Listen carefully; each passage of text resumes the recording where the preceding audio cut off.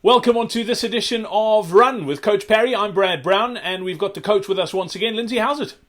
How's it going, Brad? Very, very good. Thanks. Lindsay, a great question. I recorded a chat with you a few weeks ago, and it's funny, I'll just give a bit of background as to why we did it. So we've been doing these sort of podcasts and videos for close on 8 years now, and we often forget that a lot of people have been along with us for the journey the whole way, so they've sort of followed the progress, but there's a lot of new people being exposed to this sort of stuff, and they don't really know us, and they don't get the training philosophy behind what we do here at CoachParry.com. So I did a bit of an interview with you about your training philosophy and how you approach writing training programs and why you do things the way you do.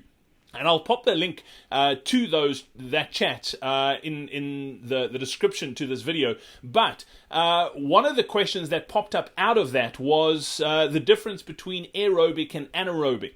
And obviously you're a huge fan of training aerobically, particularly from a running perspective. Tell us a little bit about just the background, why aerobic for you, why is that important? And when you talk about aerobic power, what is it that you actually mean?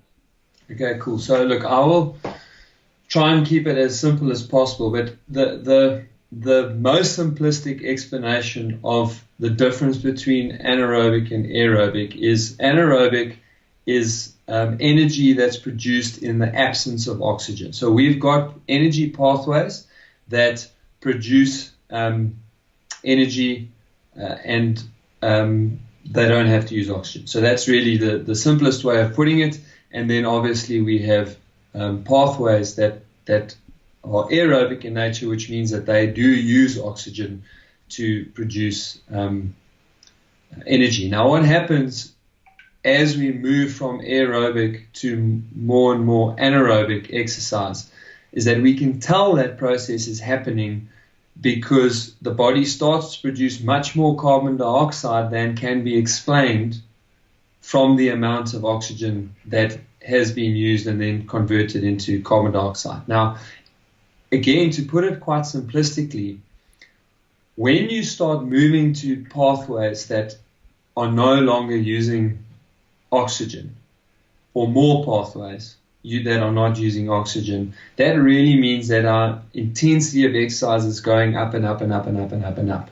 And I'm definitely not going to get into the real detail of why we then get to systemic failure or end of exercise when too much of the contribution comes from anaerobic pathways. And typically you can hold your maximum error. So if you really skirt the edge, so in other words, you have now maximizing your oxidative pathways, but you're also right on the verge of using the major contribution of exercise from anaerobic energy, that we can typically hold between 30 and 40 minutes. I mean, that's quite a broad range, but it's around there, and that is the line that we then call the anaerobic threshold.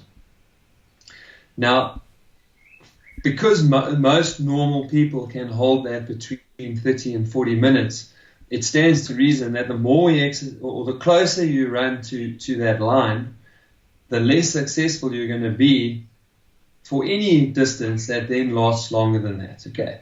The other thing that happens that when we train too close to that line or above that line, which is where a lot of people run because they feel like if you're running or doing any exercise for that matter and it doesn't feel like you're straining, they feel like you're not really getting the full benefit of the exercise. And then also from a calorie burning point of view, there's a lot of fitness magazines and fitness professionals that talk about the total load done in a session or the total calories burned.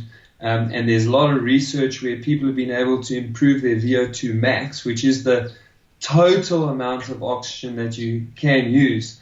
But that test is a ramp-up test, and you're only sitting in that zone for 2 minutes. So there's quite a lot of this type of research that then leads people to believe, no, but if we do short, high-intensity type of exercise intervals, then we're also going to improve in our endurance. But in reality, what happens when you're training for endurance exercise is that if we overdevelop the anaerobic system and we underdevelop the aerobic system.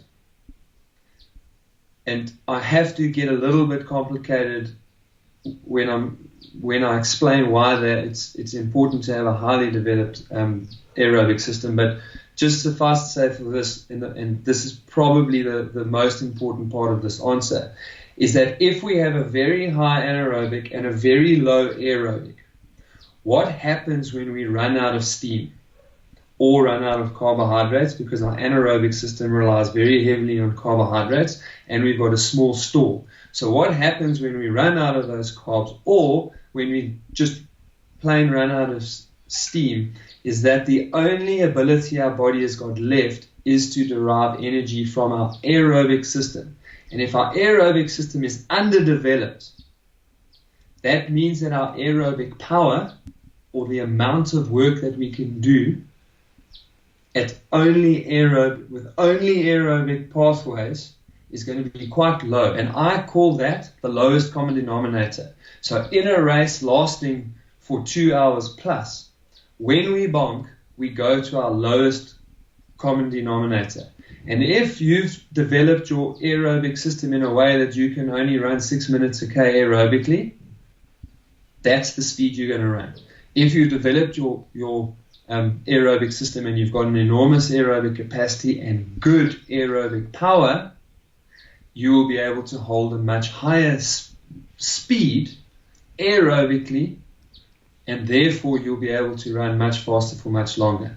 Now, the idea is not to ever actually put the lowest common denominator into effect. So if you've managed to have a really highly developed aerobic capacity, but you've done your anaerobic training to aerobic in a pretty good ratio, which is to say you do between 10 and 15% of your work anaerobically, and you do 80 to 85% of your work aerobically, then you'll have a very high aerobic power, and you can sustain a really good pace for a really long period of time with appropriate contributions from anaerobic power when it's needed. For example, you hit a stretch in the wind, or you have to climb up a little bump in the road, or if you find yourself in a race and you want to put in a 2 to 3 minute surge to test the people around you, you will then get a good contribution from that, be able to settle back down into a good, strong pace,